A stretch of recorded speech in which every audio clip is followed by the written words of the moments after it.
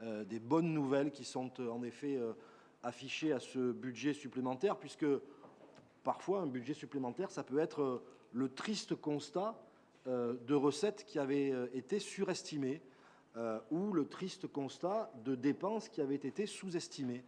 Et là, en l'occurrence, eh bien, en effet, vous vous étiez étonné de la baisse des investissements au budget primitif, et ce que je peux parfaitement comprendre, et vous vous félicitez de la hausse des investissements pour ce budget supplémentaire. C'est une félicitation que je partage avec vous, puisqu'en effet, ce sont 5 millions d'euros supplémentaires que nous inscrivons à notre budget pour réaliser des investissements qui servent directement l'économie locale. Et puis, nous verrons tout à l'heure plus en détail que ces recettes supplémentaires nous permettent aussi de réduire l'emprunt par rapport à ce que nous avions prévu au budget primitif, de réduire l'emprunt de 4 400 000 euros. Donc, c'est deux bonnes nouvelles, à la fois des investissements nouveaux et à la fois des emprunts qui vont se réduire.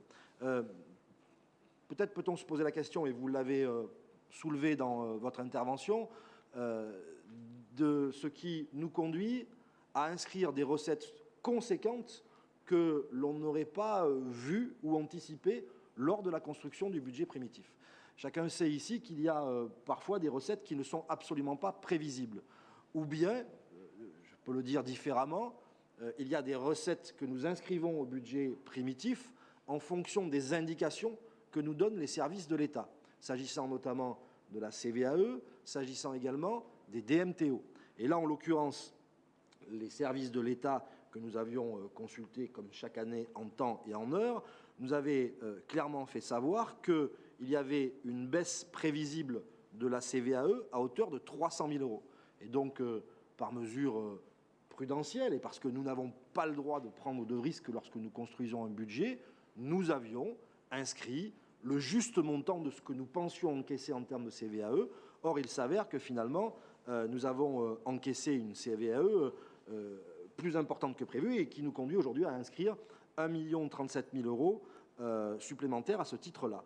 Mais la meilleure et la plus belle des surprises, elle est venue des DMTO, des droits de mutation à titre onéreux. Là, c'est une autre explication, puisque vous savez que le comité des finances locales a la main sur ces DMTO, et le comité des finances locales peut dire je mets ou non en réserve le supplément de DMTO qui est rentré dans les caisses. Et là, en l'occurrence, ce comité a décidé de ne pas procéder à la mise en réserve, ce qui est une bonne nouvelle, pas seulement pour nous, mais pour l'ensemble des collectivités publiques de ce pays, et par voie de conséquence pour l'économie qui en bénéficie. Donc, voilà les raisons pour lesquelles nous inscrivons aujourd'hui des recettes supplémentaires qui permettent des investissements supplémentaires, mais allons jusqu'au bout, qui nous permettent aussi d'absorber le choc des dépenses de fonctionnement et notamment des dépenses à caractère social qui, elles, évidemment, ne sont pas sans baisser et qui constituent une hausse plus forte que prévu. Sur le rythme des investissements, Bérengère Bastide vous a répondu.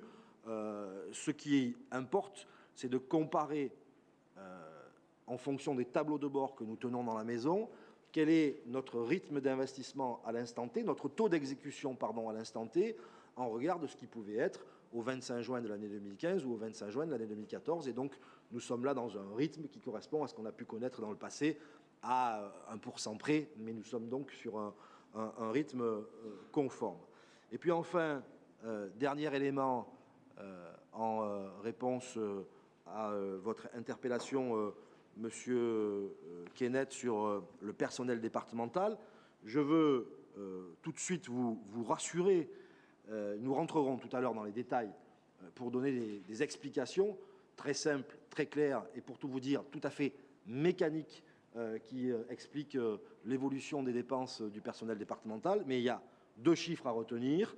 La part des frais relatifs à la masse salariale dans les dépenses de fonctionnement en 2014 était de 22,7%. Vous constaterez toutes et tous tout à l'heure, lorsque l'on examinera le compte administratif, que cette part est à 22,9%. Donc on peut effectivement débattre tout à l'heure d'une évolution de 0,2%, mais à titre personnel, permettez-moi de considérer qu'elle est particulièrement contenue la part des frais de personnel dans nos dépenses de fonctionnement ne dérape pas, loin s'en faut, et donc je vous rassure, elle est maîtrisée. Voilà.